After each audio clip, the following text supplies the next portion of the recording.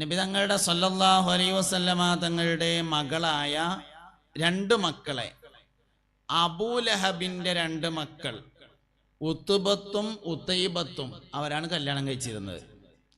മുസ്തഫ നബി സല്ലല്ലാഹു അലൈഹി വസല്ലമ ദീനീ പ്രബോധനം ആരംഭിച്ചപ്പോൾ ദേഷ്യം വന്ന അബൂലഹബ് തൻ്റെ മക്കളായ ഉത്തുബത്തിനോടും ഉത്തൈബത്തിനോടും മരുമക്കളെ വിവാഹമോചനം നടത്താൻ വേണ്ടി നിർദ്ദേശിച്ചു.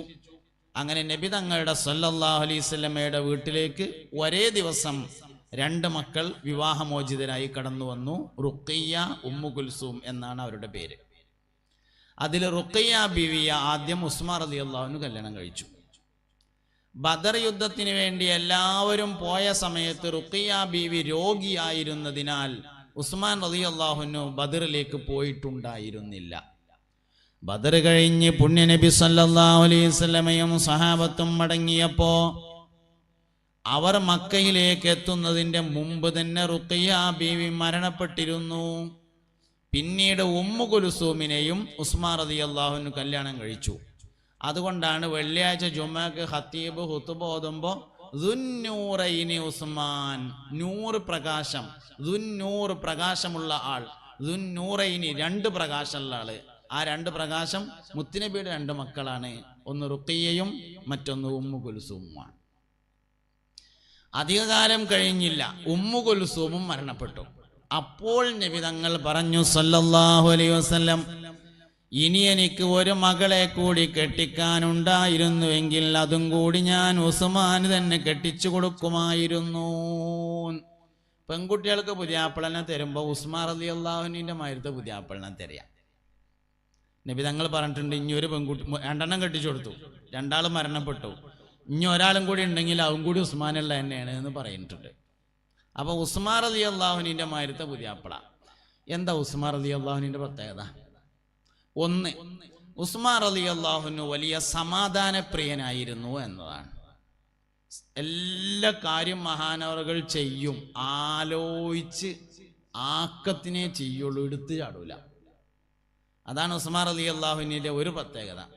ഉസ്മാൻ ഇബ്നു അഫ്ഫാൻ റളിയല്ലാഹു അൻഹുവിന്റെ ഭരണകാലത്ത് കൂഫയിലേക്ക് നിശ്ചയിച്ചിരുന്ന ഗവർണറുടെ കാര്യത്തിൽ ഒരു അഭിപ്രായ വ്യത്യാസമുണ്ടായി. കൂഫക്കാര് വന്നിട്ട് പറഞ്ഞു, ഞങ്ങളെ നാട്ടിലെ ഗവർണറെ മാറ്റണം എന്ന് പറഞ്ഞു. ഉസ്മാൻ റളിയല്ലാഹു അൻഹു പറഞ്ഞു, മാറ്റൊക്കെ ചെയ്യാ, കുറച്ച് കഴിഞ്ഞിട്ടൊന്ന് ആലോചിച്ചിട്ട് അദ്ദേഹത്തെ വിളിച്ചൊന്ന് സംസാരിച്ചിട്ട് സാവകാശം മാറ്റാറുണ്ട്. കൂഫക്കാര് വന്നിരുന്ന ആൾക്കാർ പറഞ്ഞു, സാവകാശമൊന്നുമില്ല, ഞങ്ങളെല്ലാം അന്വേഷിച്ചിട്ടാ വരുന്നത്, ഇപ്പൊ തന്നെ മാറ്റണം എന്ന് പറഞ്ഞു.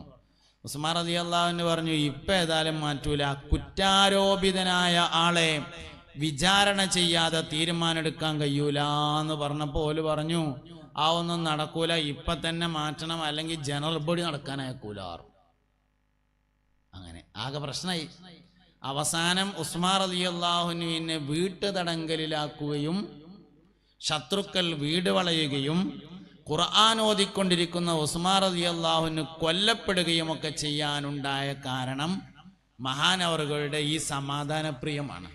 ആക്കത്തിനെ തീരുമാനമുള്ളൂ, സാവകാശം നടപ്പിൽ വരുത്തുള്ളൂ, ഒക്കെ ആലോചിച്ചിട്ടേ ചെയ്യുള്ളൂ എന്നതാണ് മഹാനവറുകളുടെ പ്രത്യേകത.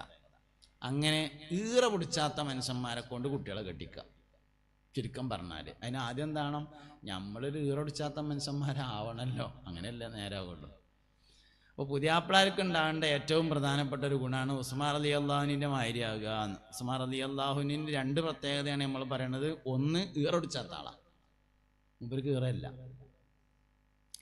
ഞമ്മക്കോ ഈറ വരാതെ ഇരിക്കൂല, അങ്ങനെയാണ്. നമ്മൾ സ്പൂണ് വീണാൽ മതി അടുക്കളയിൽ യുദ്ധം ഉണ്ടാക്കും, പ്ലേറ്റാ വീണ വെച്ചാൽ യുദ്ധത്തുമ്മല യുദ്ധം ഉണ്ടാക്കും, അങ്ങനെയാണ്. ഉസ്മാൻ റളിയല്ലാഹു അൻഹുവിന് ഈറ വരില്ല, ദേഷ്യം പിടിക്കില്ല. അതാണ് മഹാനവറുകളുടെ പ്രത്യേകത. രണ്ടാമത് ഉസ്മാൻ റളിയല്ലാഹു അൻഹുവിന് ഒരു പ്രത്യേകതയുണ്ട്, ദാനശീലനാകുന്നു എന്നതാണ്. വലിയ ധർമ്മിഷ്ഠനാണ്. തെങ്ങിന്റെ ചോട്ടൊക്കെയാണ് ഇരിക്കണത് അല്ലേ, തേങ്ങ കെട്ടിട്ടുണ്ടാവും എന്ന് വിചാരിക്കാം. ഒക്കെ നോയിക്കളി മേലക്ക് ഇട്ടാ, തലന്റെ മേലക്ക്. പ്രാർത്ഥിക്കുവാൻ പത്തതബുകൾ അറിയേണ്ടതാണ്, അല്ലാതിരുന്നാൽ ഉത്തരം മുട്ടുന്നതാണ്. 10 നിബന്ധനയുണ്ട് ദ്വാരക്കാനെന്നാണ്. വിഷയം മാറുന്നുണ്ട്. 10 നിബന്ധന തുറക്കാണ്ട്. അതിലൊന്ന് സമയം നോക്കണം എന്നാണ്. മഴ പെയ്തിരിക്കും സമയം അതിലൊന്നാണ്. മഴ പെയ്യുന്ന സമയത്ത് ദുആക്ക് പ്രത്യേക ഇജാബത്തുണ്ട് എന്നാണ്. അപ്പൊ മഴ പെയ്താൽ നമ്മളപ്പോൾ തുറക്കും. കാറ്റ് പെട്ടതല്ല കേട്ടോ, മഴയാണ്. തങ്ങളെ നോയിക്കോടെ. ആ മാലടാൻ കുറച്ച് വൈകിന്ന് പറഞ്ഞു. ആയിക്കോട്ടെ.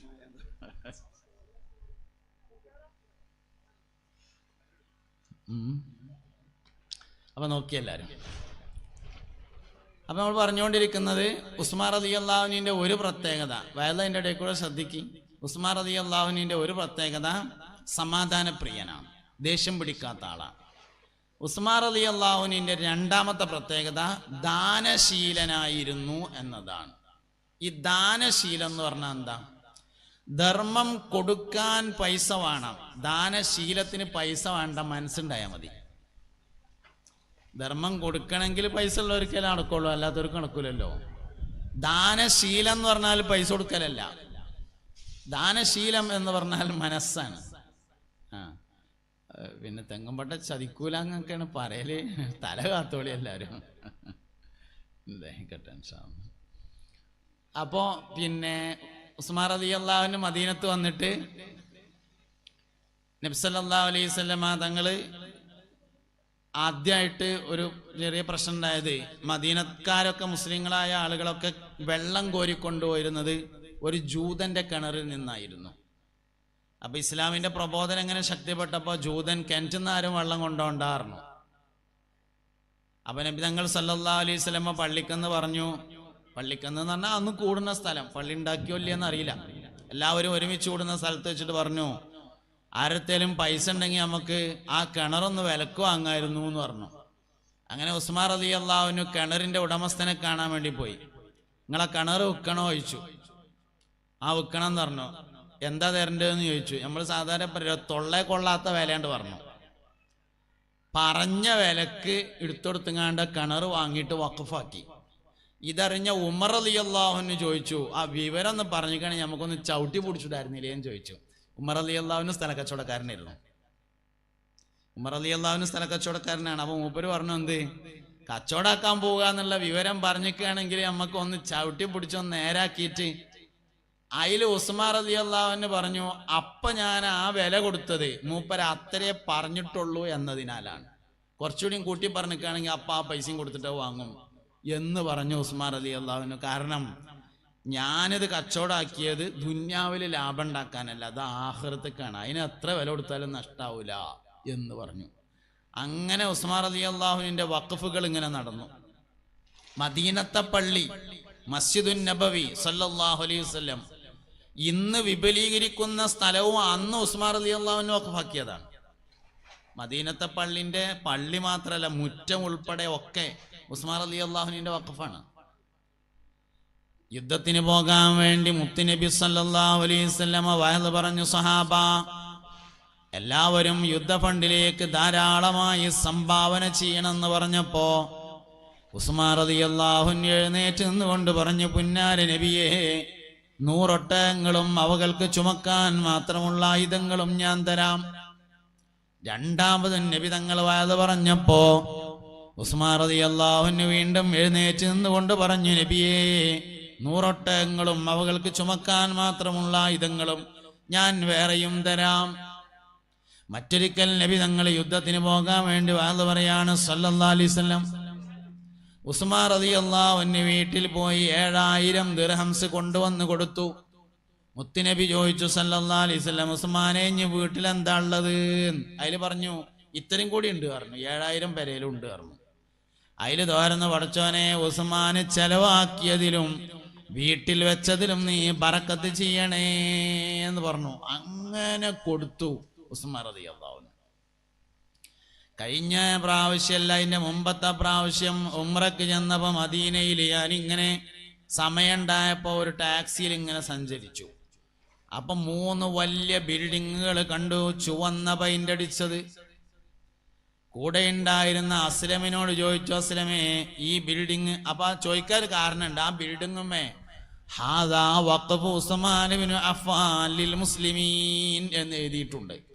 ഇത് ഉസ്മാൻ റളിയല്ലാഹു അൻഹു മുസ്ലിങ്ങൾക്ക് വഖഫ് ചെയ്തതാണ് എന്ന്. വലിയ വാർപ്പിന്റെ 3 ബിൽഡിംഗ് ആണ് റോഡ് സൈഡിൽ, ഷോപ്പിംഗ് മാള്. എന്തായാലും ഇപ്പോൾ ഉസ്മാൻ റളിയല്ലാഹു അൻഹു വഖഫ് ചെയ്യുന്ന കാലത്ത് അങ്ങനത്തെ ഒരു ടെറസ് ബിൽഡിംഗ്, കോൺക്രീറ്റ് ബിൽഡിംഗ് ഏതായാലും ഉണ്ടാവില്ല. അപ്പൊ അസ്ലമാണ് കൂടെ ഉള്ളത്. അസ്ലമിനോട് ചോദിച്ചു എന്താ സംഭവം. അപ്പോൾ പറഞ്ഞു, ഇവിടെ ഉണ്ടായിരുന്നതൊരു വലിയ ഈത്തപ്പനത്തോട്ടമാണ്. ബഹുമാനപ്പെട്ട ഉസ്മാൻ ഇബ്നു അഫ്ഫാൻ റളിയല്ലാഹു അൻഹു ആ ഈത്തപ്പനത്തോട്ടം മുസ്ലിങ്ങളുടെ പൊതുവായ ഗുണത്തിന് വേണ്ടി വഖഫ് ചെയ്തതാണ്. ഉസ്മാൻ റളിയല്ലാഹു അൻഹു മരണപ്പെട്ടു.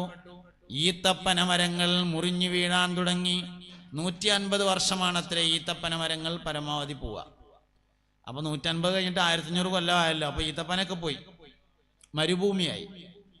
കുറെ കാലം കഴിഞ്ഞ് സൗദി ഗവൺമെന്റ് അവിടെ 3 ബിൽഡിംഗ് ഉണ്ടാക്കി, വാടകയ്ക്ക് കൊടുത്തു. അതിന്റെ പൈസ സൗദിയിലെ നാഷണൽ ബാങ്കിലേക്ക് പോയിക്കൊണ്ടിരിക്കുകയും അതിൽ നിന്ന് ലോക മുസ്ലിങ്ങളുടെ ഗുണങ്ങൾക്ക് വേണ്ടി ചെലവാക്കിക്കൊണ്ടിരിക്കുകയും ചെയ്യുന്നു. അത്ഭുതകരമായൊരു സംഭവം. അവിടെ ഇപ്പോഴും സൗദിയിലെ നാഷണൽ ബാങ്കിൽ ഉസ്മാൻ റളിയല്ലാഹു അൻഹുവിന്റെ പേരിൽ ഒരു അക്കൗണ്ട് ഉണ്ട് എന്നും അതിൽക്കാണ് പൈസ പോണത് എന്നുമാണ്. അതിലേറെ അത്ഭുതം, ആ ബിൽഡിങ്ങിന്റെ ആധാരം ഇപ്പോഴും ഉസ്മാൻ റളിയല്ലാഹു അൻഹുവിന്റെ പേരിൽ തന്നെയാണ് എന്നുള്ളതാണ്. ഇതൊക്കെ ഇങ്ങനെ പറയുമ്പോൾ ചിലപ്പോൾ നമുക്ക് തോന്നും മൂപ്പർക്ക് ഇപ്പം എന്താ കൊടുത്തൂടെ, ഹൈവേന്റെ വക്കത്ത് മൂപ്പർക്ക് തോന സ്ഥലം ഉണ്ടായിട്ടുണ്ടാവും, പുതിയ ഹൈവേ വന്നപ്പോൾ നല്ല കായിട്ടിട്ടുണ്ടാവും എന്ന്. അല്ല, ഉസ്മാൻ റളിയല്ലാഹു അൻഹു മദീനക്കാരനല്ല, മക്കക്കാരനാണ്, മുഹാജിറാണ്, അൻസാരിയല്ല. മക്കത്തുനിന്ന് 2 കയ്യും വീശിയിട്ട് മദീനത്തേക്ക് വന്നതാണ്. എന്നിട്ടാണ് ഈ കൊടുക്കണേ. എന്തേ കൊടുക്കാണ്ടായി? കൊടുക്കാനുള്ള മനസ്സുണ്ടായി, അപ്പോൾ കൊടുക്കാനുള്ള പൈസ ഉണ്ടായി. ഇതാണ് ഉത്തരം. കൊടുക്കാനുള്ള മനസ്സുണ്ടോ, കൊടുക്കാനുള്ള പൈസ ഉണ്ട്.